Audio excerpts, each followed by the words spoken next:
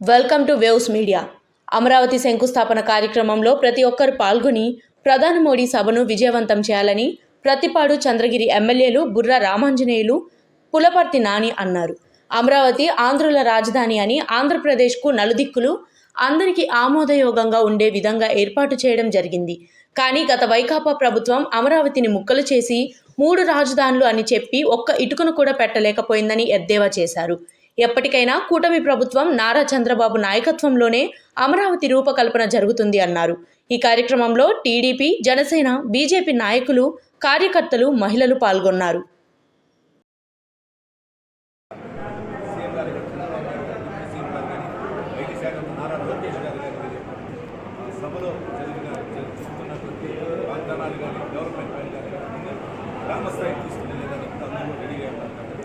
సభను మీ ద్వారా ప్రతిపాదన కూడా దిగ్విజయం చేసి మనం రైతులు రాజ్యాన్ని కాపాడుకోవాలి.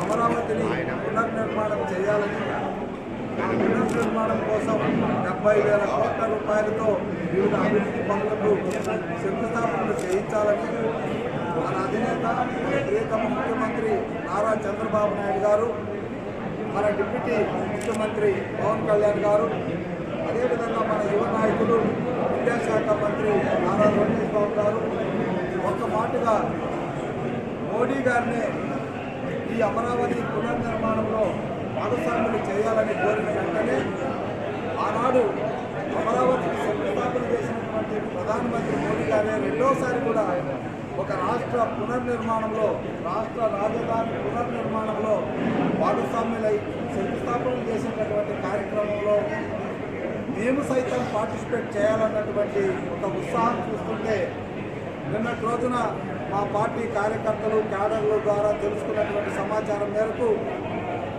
ఒక 120 బస్సులు పంపండి అడిగారు. అయితే పొద్దునకు వచ్చేటప్పటికి అది 200 అయినాయి. మళ్ళీ ఇప్పుడు మేము మండలాలకు వెళ్ళి అక్కడ సమావేశాలు పెడుతూ ఉంటే గ్రామాల నుంచి వచ్చి మేమెందుకు రాకూడదు, మాకు కూడా మీరు ఫెసిలిటీ ఇవ్వాలని డిమాండ్ చేస్తూ ఉంటే ఇప్పుడు అది 360 బస్సులకు అయినాయి. సో ఏదేమైనా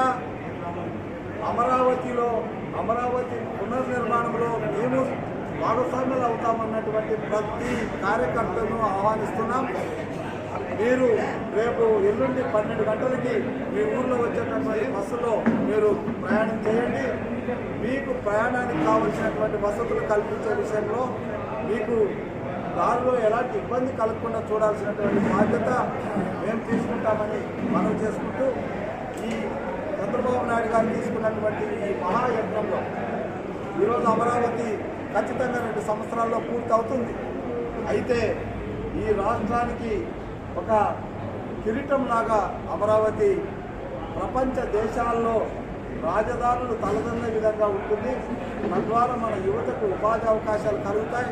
మన రాష్ట్రానికి ఉజ్వలమైనటువంటి భవిష్యత్తు ఉంటుంది.